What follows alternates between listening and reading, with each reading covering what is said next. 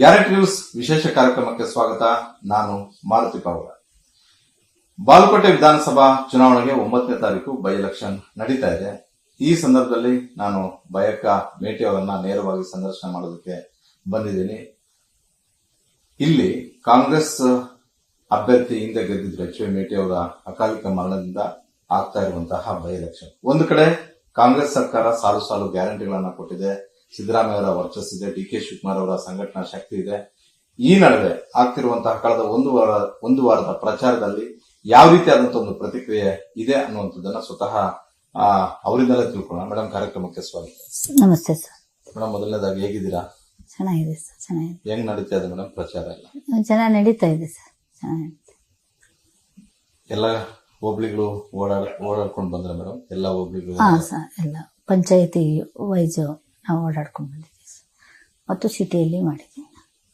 Madam, ಈಗ ಕಾಂಗ್ರೆಸ್ ಅಭ್ಯರ್ಥಿ ತಮ್ಮ ಸಹೋದರರು ಈಗ ಸ್ಪರ್ಧೆ ಮಾಡಿದ್ದಾರೆ. ಹೌದು. ಏನ್ ಇಟ್ಕೊಂಡು ಬಾಗಲಕೋಟೆ ಮತದಾರ ಈ ಬಾರಿ ನಿಮ್ಮ ಅಭ್ಯರ್ಥಿಯನ್ನ ಬೆಂಬಲಿಸಬೇಕು? ಮೇನ್ ಆಗಿ ಸರ್, ನಮ್ಮ ಸರ್ಕಾರ ಮಾಡಿದ ಯೋಜನೆಗಳಿದಾವೆ, ಕೊಟ್ಟ ಮಾತಿನಂತೆ ನಡ್ಕೊಂಡಿದ್ದಾರೆ.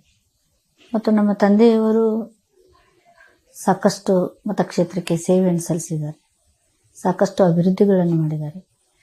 ಮತ್ತು ಸುಮಾರು ಮೆಡಿಕಲ್ ಕಾಲೇಜ್ ತಂದಿದ್ದಾರೆ. ಮೆಡಿಕಲ್ ಕಾಲೇಜ್ ತರೋದಷ್ಟು ಈಸಿ ಆಗಿಲ್ಲ, ತುಂಬ ಕಷ್ಟಪಟ್ಟು ಸಾಹೇಬ್ರ ಹತ್ರ ಹೋದಾಗೆಲ್ಲ ಮೆಡಿಕಲ್ ಕಾಲೇಜ್ ಆಗಬೇಕು.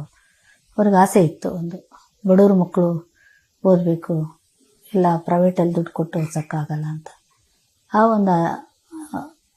ಒಂದು ಯೋಜನೆಗಳನ್ನು ಇಟ್ಕೊಂಡು ನಾವು ಮುಂದೆ ಹೋಗಿದ್ದೀವಿ.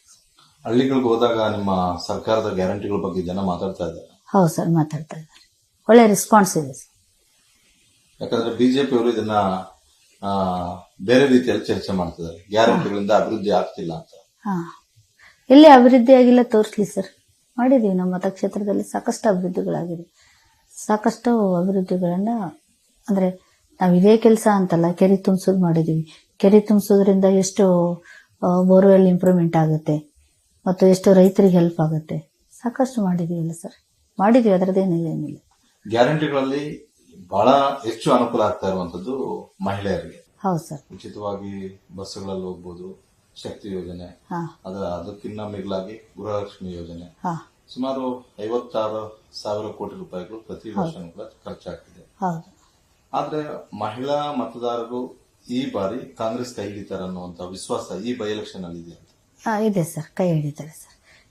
ಮಹಿಳೆಯರಿಗೆ ಅಷ್ಟೇ ಅನುಕೂಲ ಅಂತ 2,000 ಅವ್ರಿಗೆ ಹಾಕೋದ್ರಿಂದ ಅನುಕೂಲ ಅಂತಲ್ಲ ಸರ್, ಕುಟುಂಬಕ್ಕೆ ಅನುಕೂಲ ಆಗಿದೆ. ಯಾಕಂದರೆ ಕುಟುಂಬಕ್ಕೆ ಹಾಕೋದ್ರಿಂದ 10 kg ಅಕ್ಕಿ ಕೊಡ್ತಾ ಇದ್ದಾರೆ, ಹೊಟ್ಟೆ ತುಂಬ ಊಟ ಮಾಡ್ತಾ ಇದ್ದಾರೆ. ಇವತ್ತು ಮಕ್ಕಳನ್ನ ಸ್ಕೂಲಿಗೆ ಕಳಿಸ್ಬೇಕಾದ್ರೆ ಮೊದಲು ಏನಿತ್ತು, ಎಲ್ಲ ಅಡುಗೆ ಮಾಡಿ ಅವಕ್ಕೆ ಡಬ್ಬಿ ಕಟ್ಟಿ ಕಳಿಸೋ ಅವಶ್ಯಕತೆ. ಈಗೇನಿಲ್ಲ, ಮಕ್ಕಳು ರೆಡಿಯಾಗಿ ಕೆಲಸಕ್ಕೆ ಹೋದರೆ ತಾವು ಕೆಲಸಕ್ಕೆ ಹೋಗುವಷ್ಟು ಅನುಕೂಲಗಳಿದೆ ಸರ್. ಸಾಕಷ್ಟು ಇದೆ ಸರ್, ಸಾಕಷ್ಟು. ಅದೆಲ್ಲ ಫ್ಯಾಮಿಲಿಗೂ ಅನುಕೂಲ ಆಗುತ್ತಲ್ಲ. ಈ ಕರೆಂಟ್ ಬಿಲ್ಲು ಮಹಿಳೆಯರಷ್ಟೇ ಯೂಸ್ ಮಾಡ್ತಾರೆ, ಗಂಡು ಮಕ್ಕಳು ಯೂಸ್ ಮಾಡಲ್ವ? ಅದು ಎಲ್ರಿಗೂ, ಮಹಿಳೆಯರಿಗೂ ಆಗುತ್ತೆ, ಗಂಡು ಮಕ್ಕಳಿಗೂ ಉಪಯೋಗ ಆಗುತ್ತಲ್ಲ. ಟೋಟಲಿ ಓವರಲ್ ಆಗಿ ಕುಟುಂಬಕ್ಕೆ, ಒಂದೊಂದು ಕುಟುಂಬಕ್ಕೂ ನಮ್ಮ ಸರ್ಕಾರ ಸಹಾಯ ಮಾಡ್ದಂಗೆ ಆಗ್ತಾ ಇದೆ.